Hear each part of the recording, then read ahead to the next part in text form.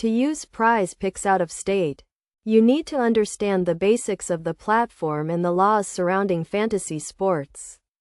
Prizepicks is a daily fantasy sports operator that allows users to place over or under bets on player performances. First, check if Prizepicks is available in your state. Currently, Prizepicks is available in several states, including Arizona, Colorado, Delaware, Kansas, Maine, Maryland, Massachusetts, Michigan, New Hampshire, New Jersey, Ohio, Oregon, Rhode Island, and Texas. If Prizepicks is not available in your state, you may still be able to use it when physically present in a state where it is available. This is because Prizepicks uses geolocation technology to determine the location of its users.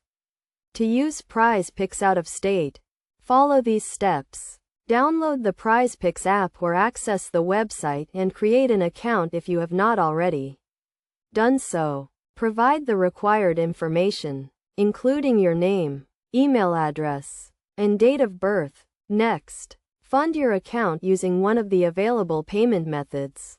Prizepicks offers various payment options, including credit cards, PayPal, and bank transfers. Once your account is funded, navigate to the lobby and select the sport and players you want to place a bet on.